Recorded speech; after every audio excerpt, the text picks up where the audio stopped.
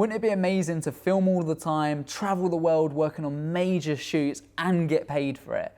Are all of those late nights, early starts, time spent away from family and friends, sitting in airports, are they really going to start to take its toll on you? Now, how about still doing that when you're 50 or 60? Now, don't get me wrong, I'm absolutely not saying don't do it. If anything, I'm saying do it. But what if there was a way to pick and choose the projects you wanted to work on, to film all over the world when it suited you, and to still be able to take a holiday and get paid for it without there being any disruption to your business or your clients at all? Does that sound like a much better world? Well, that's what we call having a video production company.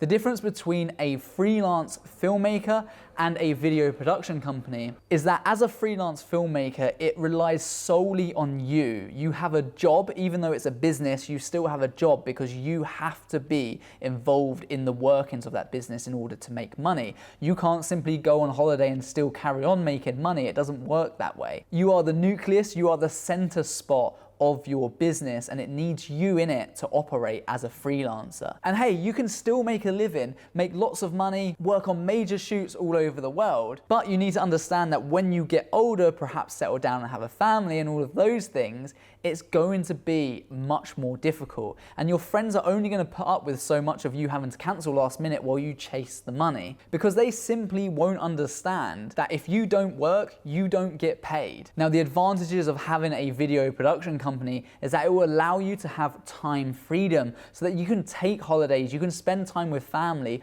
while still getting paid and having a consistent income. Now, I'm going to be completely transparent here. It is a lot harder to grow a video production company than it is to grow as a freelance filmmaker. But the end goal and the end destinations are often very different. And that's a huge mistake that a lot of people that I work with through the Perspective Academy often make, is that they don't really realize that they've created a job for themselves opposed to creating a business that can be self-sustaining down the line. Now, luckily for you guys, is it doesn't matter actually when you're starting out, because even if you're starting out and you want a video production company, it's still gonna be you on your own, very much in a freelancer lifestyle. But if you want to aim for a video production company, but you end up just creating this job for yourself as a freelancer, then it's going to be a lot harder to make that transition later on. So having an understanding of what you want the future of your business to look like is very, very key in order for it to achieve those things later on. Now, no doubt some of you guys want to know how to become a full-time filmmaker or how to start a video production company. So I'm going to get right on that and give you a couple of tips and things that I would say to my students who are trying to make that transition from perhaps working part-time or perhaps filmmaking is just a hobby for them, how they can go from that point to doing it as a full-time career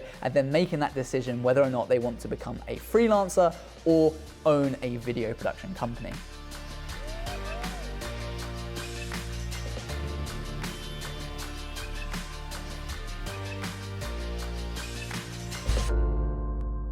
Now, before I do, if you're new to this channel and you find this content valuable at any point throughout this video, then please do hit that subscribe button. I'm trying to give away as much valuable information as I possibly can for free, and most people would make you pay for this stuff. This channel is dedicated to giving you the answers, tips, and advice on how to grow as a videographer or filmmaker in this industry. You are no doubt very good at the creative side, but I'm going to be filling in the gaps with the business side to make sure you don't end up like a starving artist and you know where your next job is coming from. So don't forget to click the subscribe button and let me know in the comments what you thought about this video. I'm going to try and reply to as many people as I possibly can. Now, if we break this down to the most simplest of form, to make money from filmmaking is very easy. You just ask someone if they want a video or they want your services and give them a price.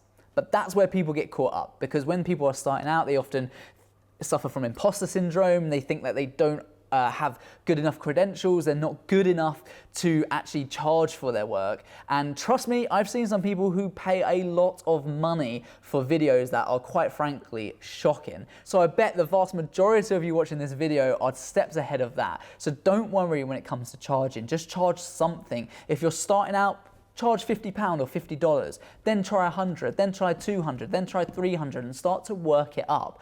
Obviously, the more you charge, there's longer gaps between the increments, because of course you start to look into your camera equipment, your clientele, what kind of niches you're in, and all of those things. So growing, let's say, from £500 a day to £700 a day generally takes a bit longer than when you're starting out and you're going from £50 to £200 a day. Generally can happen quite quickly.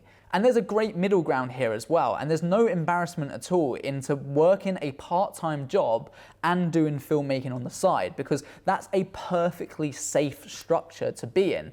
The only thing is, and I see students do this a lot, they use that strategy for quite simply too long, and they always end up in this space of just like, well, I'm earning a good living through my part-time job here, and filmmaking's kind of taken off, but in order for it to go to the next level, you need to get rid of this job to then free up the extra 2 or 3 days a week needed to outreach to more clients and basically manage more work. So you end up capping yourself kind of quite short there. But it's an absolutely great safety blanket for those of you who are currently not sure whether or not you want to do it full time or aren't sure if it's viable. Just ask your work if you can go down to, let's say, 2 days a week or 3 days a week or 4 days, whatever it is, so that you can start to work on your own business. When I used to work for someone years and years ago and I was trying to run various different businesses at the same time, I would just use my time in the evenings, but you end up burning the candle at both ends, meaning that it's not sustainable for the long term. You end up feeling ground down and not being able to actually move forward with your business at all. But ultimately, to become a full-time filmmaker, you need clients. Now, there are many videos on this channel about how to get new clients. One of the videos is this one right here. I would definitely recommend you take a look at that. It's got loads of strategies on how to make your business successful, so you will be in the best position moving forward. Don't forget to smash that subscribe button. Until next time, peace.